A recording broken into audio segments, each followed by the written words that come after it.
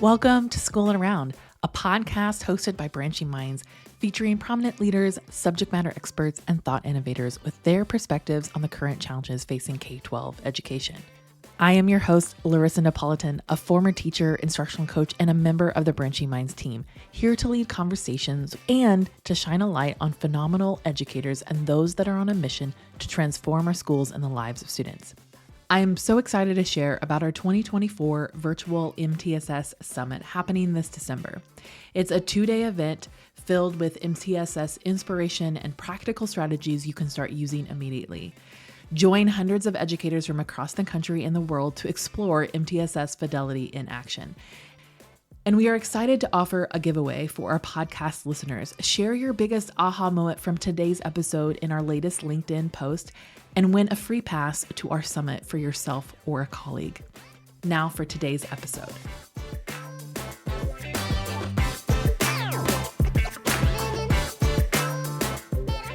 Emotional intelligence plays a crucial role in a child's education, yet balancing it with the essential academic standards can be challenging. And that's why we're thrilled to welcome our Keith Matheny, or as many people know him as Coach Rudy, a nationally recognized teacher, author, and advocate, and renowned for his commitment to promoting social, emotional, and academic development. Coach Rudy has significantly contributed to initiatives like the Aspens Institute Seed Council and A Nation at Hope report. And his work, which includes developing a highly regarded SEL seminar and founding the SEL Launchpad, which underscores the importance of merging emotional intelligence with academic excellence. So welcome, Coach Rudy. Well, thank you. I love this work, and I'm excited to visit with you, and I'm excited to kind of give your listeners a peek at kind of what the keynote's going to be about at the summit coming up in December. Coach Rudy is going to be one of our keynotes at our MTSS Summit here in December. And so we're just excited to kind of introduce you to our audience and give us a sneak peek into what we can expect to hear from you. So I have a couple questions to start with, but to start out with, we talk a lot about a social, emotional wellness around here, and particularly that emotional intelligence piece that you touch on a lot. And so I would love for you just to maybe start out by talking about, like, for a typical high school freshman today, what kind of support do you think that they need to be successful in school and in life? You gave me the perfect intro because, as you can see with my shirt, your EQ is really, truly greater than your IQ. When we're talking about what really predicts our success and happiness in the world, it's way more about our EQ than our IQ. And another way to think about this in an academic setting is I talk to my students all the time and tell them high school's not about how smart you are, it's about how responsible you are. And so often in our schools, we talk about, be responsible. But there are a lot of skills that underlie the concept of being responsible. Mm. Being responsible means that you can prioritize important tasks, that you can organize yourself and keep a schedule, that you can, plan things out, that you can manage your emotions to keep them in check so that, you can be at the be able to perform when you need to perform. There's so many skills related to be responsible, and it's kind of like yelling at a kid, use the scientific method or calm down. You're talking about such a global big skill. We've got to teach those specific things underneath it. It's step by step. And what I really want to see is every child, especially as they transition, when they transition from middle school to high school, or from elementary school to middle school, getting some real big supports all around emotional intelligence. Because the more we teach skills proactively, the less students are going to struggle with challenges, and the less likely that those challenges will escalate to crises. It is proactive work, and skill development actually changes a kid's life forever, whereas just solving a problem for them is super temporary. And so we really want to help empower them with skills to face life's challenges. And that's going to be way more about their EQ skills than their IQ skills. Yeah. Well, it's funny. I just talked to somebody about executive functioning, and I think Yeah. some of that kind of plays into this. It's just so funny because it's in the top of my brain. But in that, we talk about emotional intelligence, but let's talk about like specifically, you mentioned like be responsible. So I would love to just kind of break that down just a little bit and talk about the specific skills, because as an educator myself, I can think of a list of things that maybe a student might need. But in your mind, when you say, be responsible, what kind of things are we talking about for student developing? There's a list of them. So what I want to do is just give you an example. Okay. So one of the more powerful lessons that my students talk about a lot from the work and the class that I teach and the curriculum I'm a co-author of and the work I do in schools called Rocks in a Jar. And basically, the concept of rocks in a jar is that you have so much time, right? A fixed amount of time, we all do. And that fixed amount of time is the same for every human being. And in our days, we've got these things that can take time, but aren't really important. We call those like beans. So they're like low priority tasks that take up our time. They might be things like watching social media, running through reels, playing video games that don't really matter to us, watching reruns, doing things that are time wasters that aren't really being productive towards what we care about. And then we have these things that are kind of what we call big rocks, the things that are important to us in our lives, like our faith, our family, our goals, our academics.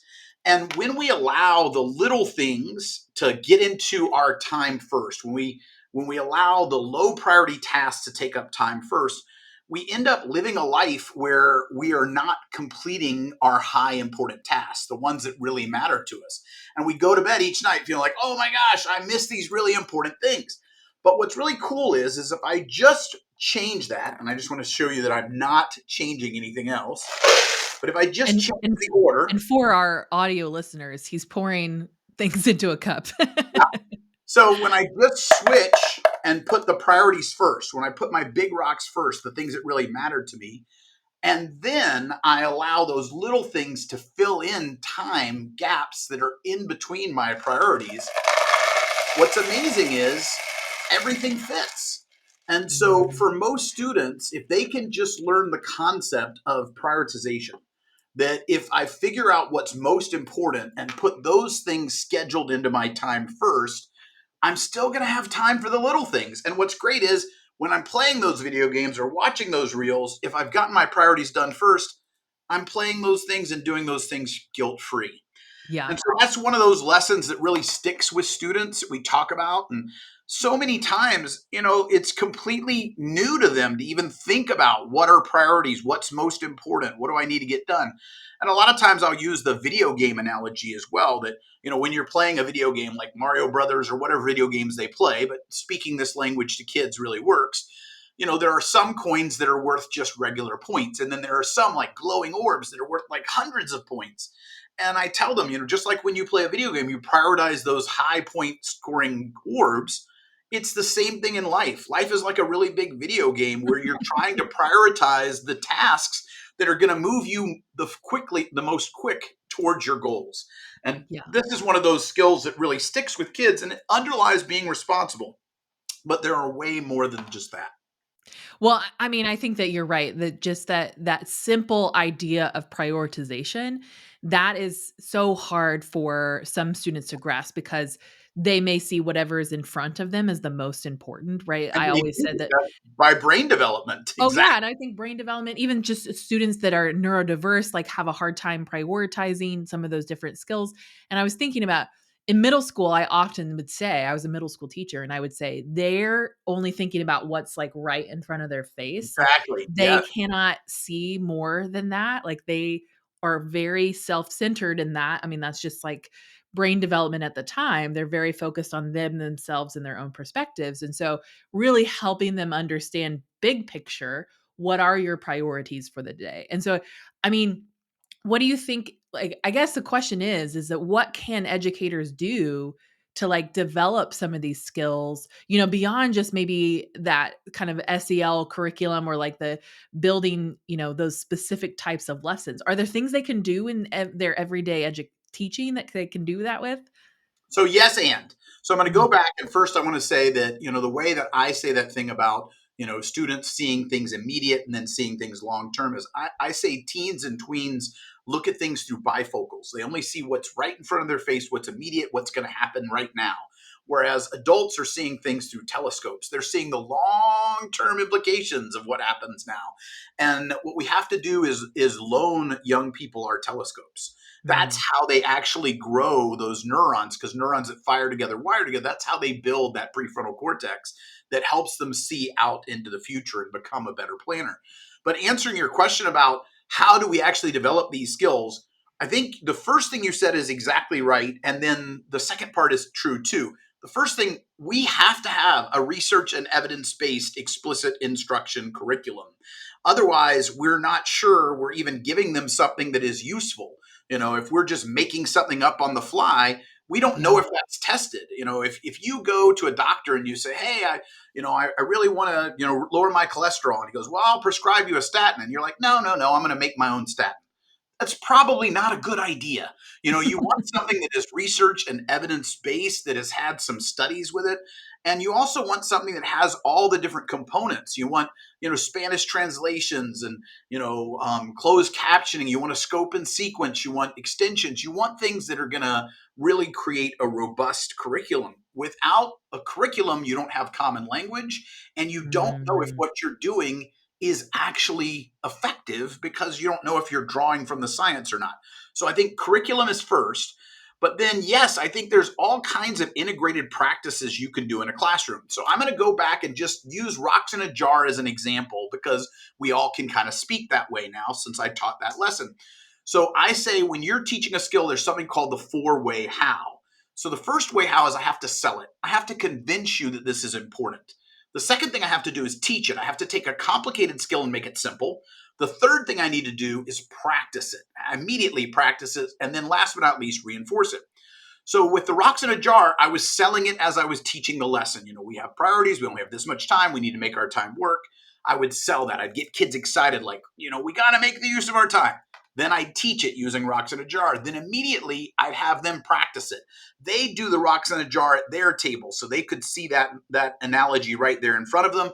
Then they would make a list at their table of their top 5 big rocks, their priorities, and what are the 3 things that kind of get in the way of their priorities, that waste their time. I want them immediately to apply that lesson and practice right then. But then, if I was going to then reinforce that lesson, I might say at the end of every period, don't forget, put your big rocks first, get your priorities taken care of. At the start of every period, I might have announcements where I talk about, on my board, here's the big assignments that are coming up. I might, in my classroom, have a year-long planning calendar. Because remember, kids are not great at, this kind of long Mhm. range planning. So I could have a year at a glance planning calendar with where are the ends of the 6 weeks, and where are all the final exams, and where are all the holidays, and keep referencing back to that, so that Yeah. they're really trying to make those connections. So that's that four-way how: sell it, teach it, practice it, reinforce it. But we've got to make it a commitment to that with time and energy in order for kids to grow skills. But the payoff is huge, because Yeah. if kids don't have these skills, then I'm constantly trying to offer retakes, and I'm constantly trying to help these kids that might all of a sudden fail my class, or might not get promoted to the next grade. Teaching these skills prevents proactively all kinds of crises down the road. So this work is a time maker, it's not a time taker. Yeah. Well, and I would say too, it comes down to supporting. I think any leaders that are listening really like thinking about how do we support teachers in this work, or how do we build that kind of structure and prioritize that within a school or within a district, because you can't just have one teacher implement this and think Oh it's going no. to work. You have to collectively come together to be able to build these skills and to teach the curriculum. And I think providing that really high quality curriculum for your teachers, because I know as a teacher myself, it's like I'm to come up with my own SEL lessons or any of that kind of stuff. or even if someone handed me that SE, like, okay, where do I fit that in? Is but Right. making it a priority within your school is really essential, and making it easy for the teachers to do, right? Like the rocks in the jar is a great lesson, but if you don't have the rocks and the physical materials to maybe do that lesson, that's Yeah. really hard. And you Yeah. all have to sort of agree to using that same language to help So reinforce this is that what everywhere. really this is the high leverage thing, is that common language. If everybody on campus is teaching the same language and teaching that same lesson, then it becomes common language on campus, and everybody can say, "Hey, it looks like you're not putting your big rocks first. You got to prioritize." We have those key phrases that we can use with students that remind them of a much deeper lesson, and then even better, we're talking in an MTSS format, and on an MTSS conference. We want a coherent narrative of language as kids go through the levels. So at Yeah. tier one, we're teaching that language of how to prioritize. Then at tier two, we might be giving additional supports and maybe even helping them do that, prioritize to-do list with ABC and 1, 2, 3. And maybe at tier three, we're meeting with them, regularly one-on-one to make that list for this week and doing a check-in and check-out. This is the kind of thing that we need, those buzzwords, common language, to be the same as you go through the tiers. So often you teach one thing at tier one, and then at tier two, you learn a completely different language. And then at tier three, you learn a completely different language. A kid's struggling to manage their emotions, and we teach something at tier one in advisory, and then they go to tier two and they get some supports, and the teacher, the counselor, whoever's doing that support, teaches them a completely different language, on how to Yeah. manage their emotions. And then at tier three, a completely different language again. We need a common thread, a coherent narrative through the levels of support. So we're all speaking the same language and just adding on additional supports. Yeah. I think that's really key because and that's where that structure, that school-wide structure or district-wide structure is really important, and that has to start with the leaders, the No doubt. choices, you know what I mean? Like, because there's so many things, so many times I have conversations on this podcast with different people, and, like, all of these are really great, but I think back to being a teacher in the classroom, and, like, the only way that this stuff gets implemented to fidelity is when the leaders are making it a priority. They help you create the time, provide the resources, because and I think back to those SEL lessons that I would maybe implement within my advisory, like homeroom time. And the ones that were most successful were when I had someone gave me the materials that I needed to do it. The slideshow was where it needed to be. Yep. And it was fairly easy to implement without a lot of time preparation on my part because you don't have that extra time. And so I think Yeah. those are the kinds of things is like we need to be able to help teachers implement these programs to support students because we know it's important. Because I Yeah. think any teacher is going to tell you, yeah, these are really important skills that students need to know. But it's But where do like, I find the where do I find the time to do Yeah. it? And how do I do it? Yeah. And so I think you're exactly right. And really comes right back to Rocks in a Jar. There's a beautiful theme in our little podcast today, because what we're really talking about is, what do your administrators prioritize? And Mm, so often as administrators, we get stuck in prioritizing just reactive things. We're yeah, constantly firefighting. We're constantly firefighting. And we're never really putting our focus on fire prevention. And that is just such a huge failure of leadership. And so back to the rocks in a jar, you just need to think about, how can I make these kinds of lessons and supports the big rocks on my yeah, campus? They yeah, can't be a bean.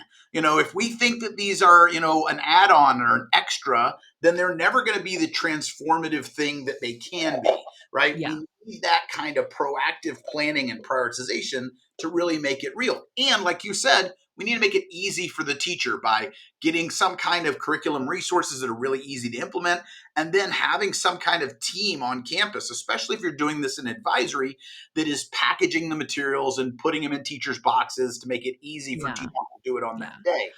Well, and I However, even yeah, I even think too, because we talked a little bit at the beginning, like we know that emotional intelligence is an underlining kind of priority before sort of that intellectual stuff needs to happen, right? no And doubt. so like we understand that if those academic outcomes that many districts and schools are wanting to see, they want to see those happen, we have to be able to prioritize the things that are going to like make that possible.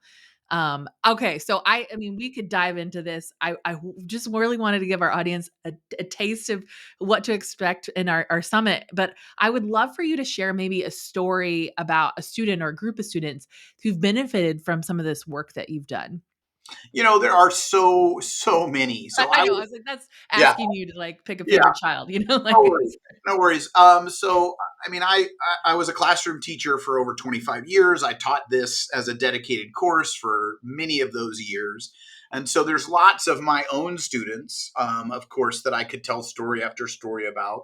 I had a student who was labeled an at-risk freshman, who eventually ended up being valedictorian and getting accepted to Harvard, and then did a TED Talk at Harvard, which is amazing. And in his TED Talk, he actually referenced the power of being in an emotional intelligence class in ninth grade. And I'll make sure you guys can find that TED Talk. It's by Daniel McCutcheon, and it's called "It's Okay to Not Be Okay." So Daniel McCutcheon Mm, TED Talk, if you want to watch it or hear about it. But there's so many others that it's truly like trying to pick your favorite child, where we're talking about Benny or Monica or Gabby, or hundreds of stories. And even like this morning, I had an email from a former student named Ian, who's talking about all the things, and he didn't have me since 2017. And he's reaching out to me 7 years later saying that class really impacted my life. But even more so, I think the impact that I'm seeing in the work is not really my students, but more my grand students. And what I mean mhm. by that is, as I work with teachers and help them implement this work, they have students. And I like to think of them like my grand students. And I hear so many wonderful stories from teachers that do this work, in a very deep way. And it is about the classroom work.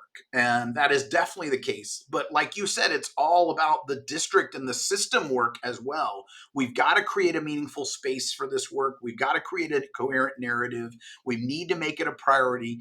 And then we need to go around celebrating teachers and catching teachers and students doing this right. This can't be a gotcha. It's got to be a congratulations, way to go. Yeah. That's just the way we've got to embrace this work. But I will say again, your EQ is greater than your IQ. If you really want to see a difference in this world with these work, we've got to build those emotional intelligence skills in kids. Well, thank you so much for just being here to chat about this. I'm sure we could probably talk all day about the importance of this, and I think you're right. Is that really it is about building those structures, and so that's what my really hope is for people listening, is just that understanding that this work is possible to do, but the leaders can really take the lead, take the charge, and help um help teachers do that work and help the people that are on the front lines, because it does make a difference for students. It sticks with them. I think the fact that they're reaching out to you years later, seeing how some of those skills they build at a pivotal moment in their life can really change the trajectory of where they're going. And so I think, to me, if anything, that is more convincing. Yeah. I want to thank Branching Minds for their work that they do in supporting these kinds of supports. And I want to encourage all the leaders listening, come listen to the keynote. Come to the Branching Minds Summit, but make sure you come and see my keynote at the end. We're going to be talking about how do we move student supports upstream. Because you can't tier 2 and tier 3 yourself out of a tier 1 problem.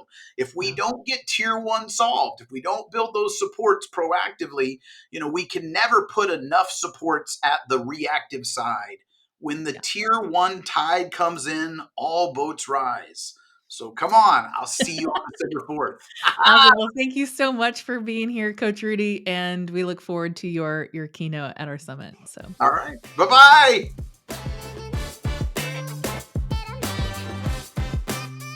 thanks for listening to Schoolin' Around, a podcast hosted by Branching Minds. Go ahead and subscribe to our feed wherever you listen to podcasts. And don't forget, if you are enjoying our content, would you do us a favor and rate and review our podcast on iTunes?